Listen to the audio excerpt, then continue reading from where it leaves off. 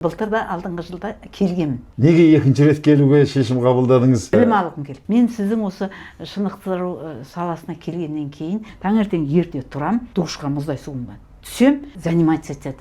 Заниматься етіп болдым ба, сразу витамин бешем да, аяқ киімді кием да, шығып кетем. Сол шыққаннан 1 сағат айналып, барып, офисіме барып, жаңа кітабымды жазам. Міне, белсенді өмір сүру үлгі алыңыздар да. Көз жанып тұр, рух ұрып тұр. Ал енді көбі жасына жетпей кәртейіп, ана жерім ауырды, міне жерім ауырды дейді, оны біреуден көреді. Соң кейін химиялық дәрі ішкісі келеді.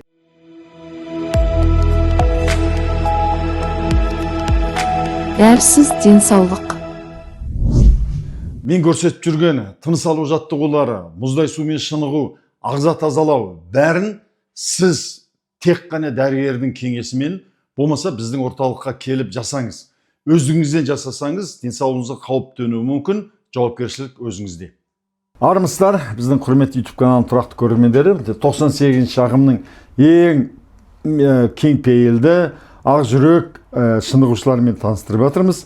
Бізде ауру адамдар жоқ, бізде пациент жоқ, бізде жүйкесі сәл әлсіреген, ағзалар әлсіреген, рух әлсіреген, иммунитет әлсіреген адамдар келіп отыр. Біз соны шынықтырамыз, сол иммунитет өзін өзі емдейді. Ерік жігері әлсіреген адамдар болады. Соның бірі міне Жаңыл құрдас. Екеуміз түйде құрдас екенбіз, арамызда 3 күн ба, 4 күн айырмашылық бар екен. Сонау батыстан, Маңғыстаудан келіп отыр. Маңғыстау Жаңаөзен қаласынан келіп отыр. Жаңаөзенде талай рет болған бұрын, бизнес бастауды өткізіп жүрген кезде.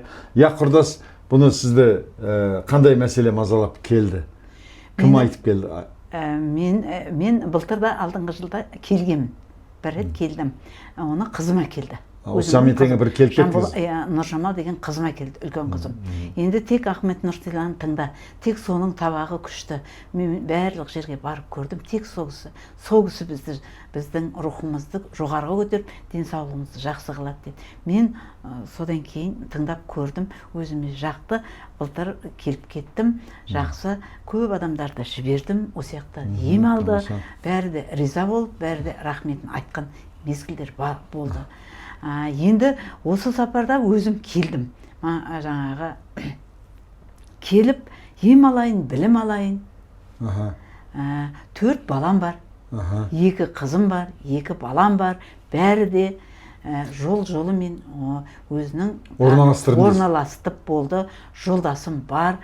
Жолдасым енді мұнайшы болып істеп, үйде жатыр. Өзімнен 3 жас үлкен. Оны үйге қараулы етіп кетемді, осындай шаруаларыма кете берем. Ол кеткісі келақта мені үйге тастайды да, өзі барып келеді.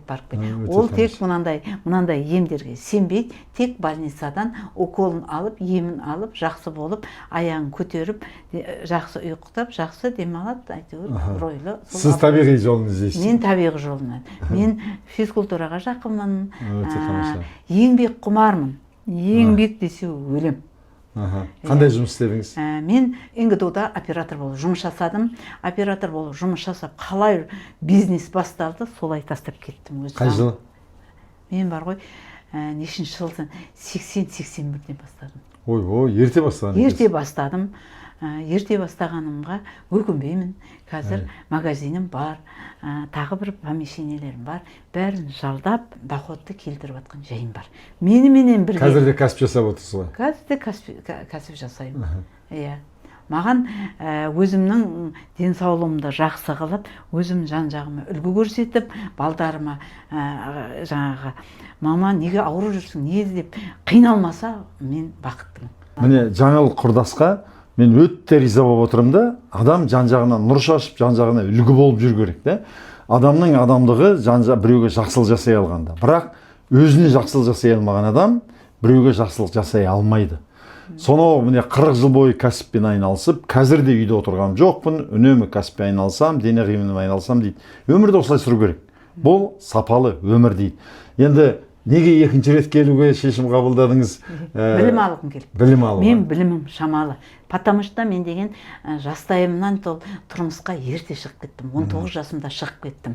5 баланың анасы болдым. Ең бірінші балам шетінеді. 8 ай 8 күнде көз тиіп шетінеп қалды. Содан кейінгі балдарым Аллаға шүкір бар, бәрінде жол. Менің қиналатын сол баламнан айырылып қалғаныма өкінемін. Бірақ жаңа сіздердің оқу сабақтарыңыздан кейін мен бақытты жан екенмін деп ойлап келатқан. Енді мен бизнес жасайын, бәріне арендаға беріп қойдым. Ол ақшаны мен қайыққа жіберемін. Мен молама алып кетпеймін, мен оны құшақтап кетпеймін. Маған дүние керек жоқ. Мен балдарым жетіспей жатса, мә, алыңдар, керек па, алыңдар. Бірақ керек болғанда қандай заттарға сауып атсыңдар, қандай заттар істеп атсың, оны да үрлікке жасаймын. Үрлікке жасаймын. Таңертең ерте тұрам.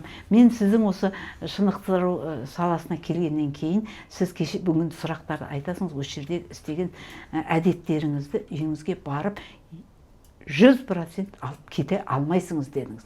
А мен алып кеттім. Жоқ, енді сіз сияқты адамдар сирек. Иә, сирек. Сирек, шындығын мойындаңызшы. Артық салмағы бар, мысалы, құдағиларыңыз бар шығар, құрбыларыңыз бар шығар, аз қимылдайды, артық салмақ. 100-ден бірі жасайды. Одан кейін тәттіні тоқтай алмай, тортты да жейді. Солай ғой? Қалай жейсің, солай шығару керек. Иә. Шығару керек. Бүгін от души жедің, бүгін от души іштің, ертең соны крес қойып, бәрін жоқ қылып, ана веси тұру керек үйде. Үйде күнде весиге бар. Весин көбейді ма, уже аузыңды тыюың керек. Одан кейін менің бір сіңлім бар, 2 күн ораза ұстайды, 1-ші күн мен 4-ші күні. Осы жерге келгелі бері біз біраз көп нәрсені үйрендім деп айта аламын. Менің өзімнің мұнда келуіме жолдасым қарсы болды. Ол жаңағы бәрі өтірік, бәрі не деген сияқты. Бірақ мен айттым, мен барам дедім, келдім. Мен өткені біраз нәрсені сіздің неңізде күнде көріп жүремін. Әсіресе таң жарып, күн сайын таңертең шығып айтқандарыңызды тыңдаймын, өте риза боламын. Шамам келгенше күнделікті мен жылы суымды ішемін, таңертеңгілік жүремін, біраз нәрселерді білемін. Бірақ тек қана мен суықтан өте қорқатын едім. Бүгін сол қорқынышымды жеңдім. Мен соған қуанамын. Өйткені мен бас дейін мұздай суға түсу түгілі қолымды мұздай суға жуа алмайтын едім. Міне осы жерге келгеннен кейін мұздай суға түстім, сүңгідім, сол қорқынышым жеңгеніме қуаныштымын. Соның қандай пайдасы? Алғыс. Өйткені енді пайдасы мұздай суға түсудің тәнді сауықтыру.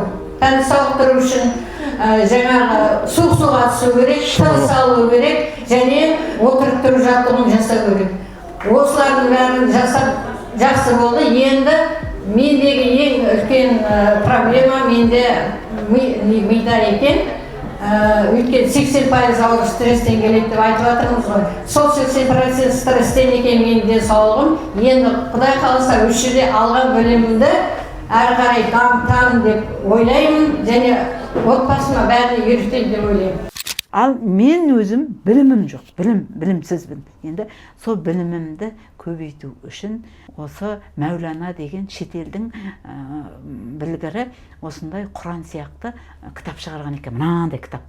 Соны біздің қазақтың білгірі соны кәдімгі қазақшаға ауыстырып, қазақтың қолын үйретіп жаздырады екен, оқиды екен. Мен сол кітапқа жазып қойып істеп жүрмін. Менің бір миым, мен ана кітапты жазуым керек деп таңертең ерте тұрам, үрлепкі жасаймын. Таңертең ерте тұрам, барамда душқа барып, душқа мұздай суымға түсем, келем, бетімді кремдеймін, таң намазымды оқимын, сразу қараңғы жерді светімді өшіріп тастаймын да, заниматься етіп болдым ба, сразу витамин бешем да, аяқ киімді кием да, шығып кетем. Сол шыққаннан 1 сағат айналам. 1 сағат айналып, барып, офисіме барып, жаңа кітабымды жазам. Міне, белсенді өмір сүру үлгі алыңыздар да. Міне 65-ке келген анамыздан қанша бала тауып, қанша кәсіп жасап жүрсе де, әлі көз жанып тұр, рух ұрып тұр. Ал енді көбі жасына жетпей кәртейіп, ана жерім ауырды, міне жерім ауырды дейді, оны біреуден көреді. Соң кейін химиялық дәрі ішкісі келеді. Егер де табиғатпен етене өмір сүріп, мына жаңыл құрдас сияқты үнемі сіз өмірге біреуге жақсылық жасасам, балаларыма ана көмектесем, анаған көмектесем деп жүрген адамның ауру жоламайды. Өте тамаша. Мен өзім машина айдадым. машина айдап жүрмін де. Той садақам болады ғой, болмайды емес, болады. Алыс жерде жүгіріп барып машинамен айдаймын да келемін. Негізінде қазір қалай сіздің осы алдыңғы сабағынан кейін машинаны көп айдамаймын. Тек жаяу жүрмін. Тек жаяу жүрмін. Әне, сондайым бар. Бақыттымын. Сізбен кездесіп, жеке кездесіп, сізді кәдімгі шынайы көріп отқанмын. Өте бақыттымын. Жақсы адамдардың қасында жүру керек екен, оны да білемін. Тек жақсылықты. Рахмет. Осы күш қуатыңыз таймасын деп тілеймін. Және енді осы неғұрлым адамның бойында қайраты бар адам біреуге ықпал жасай алады да.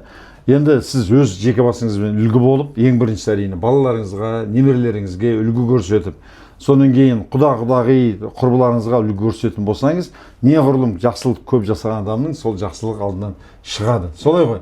Ал шықпаса да жақсылықты көбінесе сатып емес, жәшейін қолымнан келеді, мен жақсылық жасауға тырысамын. Мен саған, сен маған бер деп ешкімнен оны күтіп те керек жоқ. Солай ғой? Принципіңіз сондай шығар. Сіздің істеп жүргеніңіз өте күшті. Алланың алдында мен көрмесем де Алла көріп тұр. Сен мына өмірде сен жұмақта жүрсің, ана өмірде де жұмаққа барасың. Әмин, көп рахмет. Өте күшті. Мынандай істі істеу деген. Әше екінің бірін. Жаңа сіз айтың 12 баланың ішінде екінің құмар. Өте күшті, өте. Басымды ем. Көп рахмет. Міне, Абай атамыз айтады ғой, сөз ұқпайтын адамға сөз айтқанша, өзіңді танитын шошқаны баққаның жақсы деп айтты дейді баяғыда бір хакім. Сол сияқты осындай айтқан сөзді ұғып, енді мен өмір бойы осы психология жайлы, денсаулық жайлы жинаған білімімді адамдар сіңірсе екен, естісе екен деп беруге тырысасың. Кейбіреу салғырт тыңдайды, кейбіреу ұйықтап отырады, кейбіреу тіпті ойбай, миым басым қатып кетті дейді. Ал бұл кісілер сол білімді сіңіріп жатыр. Содан кейін оны халыққа таратып жатыр. Адам баласы ешкімге жақсылық жасай алмасаң, сен масыл боп, біреуге алақан жайып көз тұрып болсаң, онда сорлы адамсың. Ал енді нағыз өмір, сапалы өмір, мына жаңыл құрдасымыз сияқты үлгі, осыны көріп шешелеріңіз болса, соларға таратыңыздар, айтыңыздар. 60-тан кейін өмір тоқтамайды, кәрілік келмейді.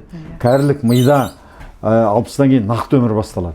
Сондықтан сіз әлі күш қайратыңыз сарқылмай, 90-100 жаста емін-еркін өмір сүріп, шөбере шөпшекті көріп, солардың қызығын көріп, ұзақта бақуатты, бақытты өмір сүруіңізге тілектеспін. Әумин. Алла қуат берсін. Сізде осы менің құрдасыма осылай лайық қойып, комментарий жазып, ұзақ өмір сүріп, бала шағасының қызығын көрсін деп тарата жүріңіздер. Жақсы күндерде кездескенше сау, сәлемет болайық. Сізге де көп рахмет.